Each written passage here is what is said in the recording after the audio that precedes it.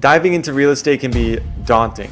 Many new investors are paralyzed by the fear of making costly mistakes when choosing their first property. The uncertainty of market trends, the overwhelming process of securing financing, and the anxiety of navigating inspections and negotiations can feel like too much to handle. But what if you had a clear step-by-step guide to lead you through this process? In this video, we'll simplify the journey to finding your first investment property. Stay tuned because your path to financial freedom starts right here. Welcome back to my channel. My name is Donnie Hathaway, where we help you build wealth, long-term wealth. No quick gimmicks, just consistent work day after day to set you and your family up for generations to come. So let's talk about setting your goals. Anytime you're starting a new project, I feel it's important that you have some goals that give you direction and guidelines to follow to help you achieve what it is that you want to achieve.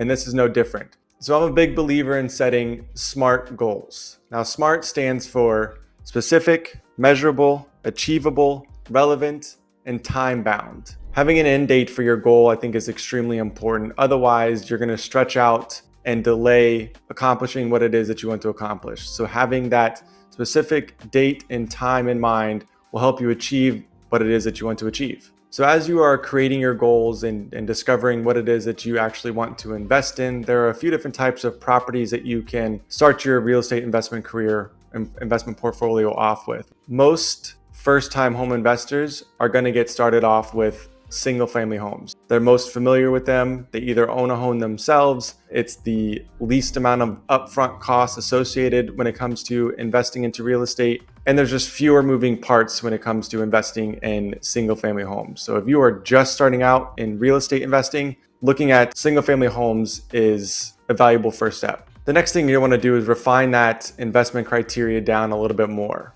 Where are you going to invest? What location do you want to invest in? What type of single-family property do you want to invest in, whether it's condos, townhomes, or a single-family property? What is your budget for this first-time investment? And then what is your expected return on investment? Another thing I like to consider is what is your risk tolerance? How much of a profit do you really need to make on this first investment? Or is it more so of just the learning experience that you want to gain from this first investment? So understanding your risk tolerance is a vital step in investing in really anything, whether it be real estate or stocks or anything else that you're investing your money into. So now that we have a clear picture of exactly what it is that we want to invest in and what our expected return on investment is, now we need to start doing the research into the market to find that deal. So if you are new to real estate or new to understanding real estate dynamics, it's always good to understand the larger picture and then kind of work your way down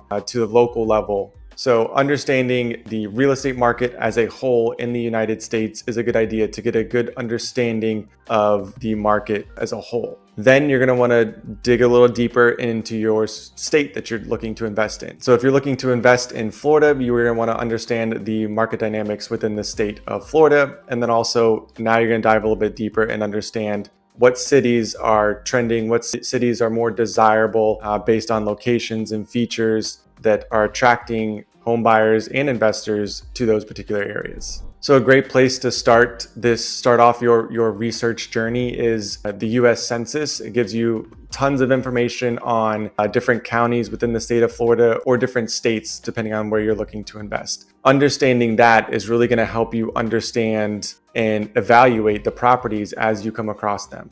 Now, taking it a step further, you're going to want to understand different up and coming neighborhoods, right? Is one neighborhood expanding and growing in popularity where another one maybe not so much? So for information like this, usually your local realtor board will have information on recent sales, pending contract, more specific real estate transaction information that will help you understand which pockets of Palm Harbor, which pockets of Dunedin might be growing in popularity or diminishing in popularity. And also don't be afraid to reach out to your local realtor. If you don't have a connection with the local realtor in Florida, I obviously would be happy to be a source of information, a source of value for you. So speaking of having a local realtor on your team, building your investment team is the next step that I want to talk to you about here. I'm a big believer in being well connected and having a solid team of professionals around you, because we can't do it all alone. Like, we need help along the way. And having those connections, having those relationships with other professionals that are going to help you in areas where you're not very efficient at is going to be extremely valuable, whether you're a first-time investor or an experienced long-time investor. So some key team members that you want to consider building relationships with, like I said, your local real estate agent, lean on them for market stats, market information, maybe off-market properties. The next piece of that is a mortgage banker, a mortgage lender, or it could be a local bank that you have a relationship with that's going to be able to lend you money for these properties, repairs and renovations on properties. Another team member that comes to mind, having a real estate attorney. The types of properties that you're going to be investing in and looking at and doing research on, there's going to be some scenarios where different snags come up, some legal issues come up, and being able to call up a real estate attorney that has information and resources available to help you understand, help you navigate any obstacles that come up, whether it be via the contract or just taking title and ownership of a property. They're going to be a valuable resource for you.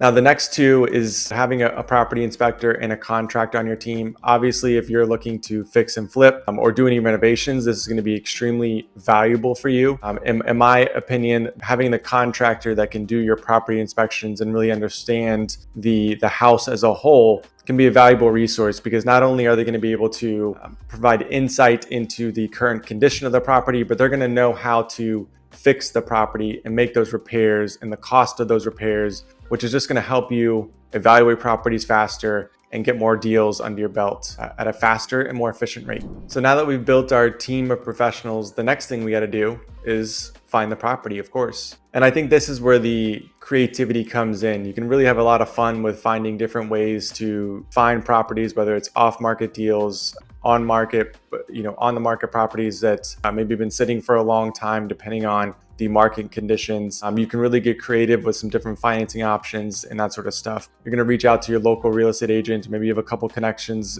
with different local realtors that really come across multiple off-market properties or distressed properties that are really going to be the ones that you're looking for to do like the fix and flips or the rehabs to rent them out on a long-term basis. So real estate auctions is another source for you. You can reach out to your local county appraiser's website. Sometimes they'll have some more information on there as far as properties that are coming up for auction. Sometimes the auction properties will be marketed on Zillow or some of these more high trafficked websites. So keep an eye out for auction properties on there, but that could be a great resource for you when you're starting to evaluate properties. Another valuable resource for you is networking with local real estate investors, people that are in your same shoes looking to invest in real estate, because each investor has a different strategy, a different risk tolerance. So one property might be good for them, but it may not be good for you, or vice versa. So having a network of local real estate investors could be extremely valuable. Another common strategy that a lot of real estate investors do are going to be direct mail campaigns. They will find a certain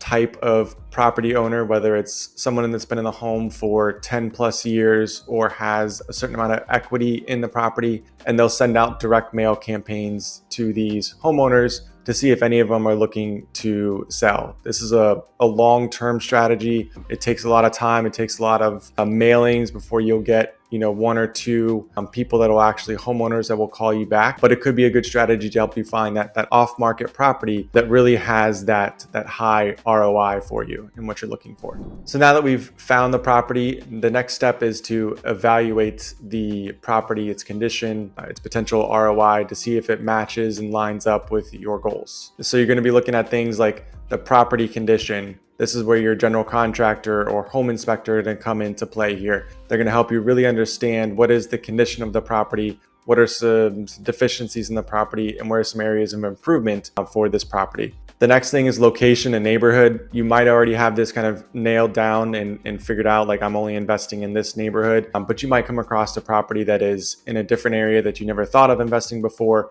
So really taking a deep dive into that location, really going back to the beginning here and understanding the market conditions for that particular location or for that particular neighborhood is going to be important when you're trying to evaluate this particular property. And lastly, it is your income potential. So whether you are renting the property out long-term or it's going to be a fix and flip, what is your aftermarket resale value? What are you going to be able to sell the property for? How much is it going to take for you to invest and get the property ready for the market? And on the flip side, if you're looking to rent the property out, like how much money is it going to take for you to get the property livable in a condition that is acceptable to you to rent out on a long-term basis? And also, what is your expected rental income? How much do you expect to rent the property out? What are your vacancy rates? Things like that are some things that you should be considering when you're evaluating these properties. And that's why I've put together a real estate investment calculator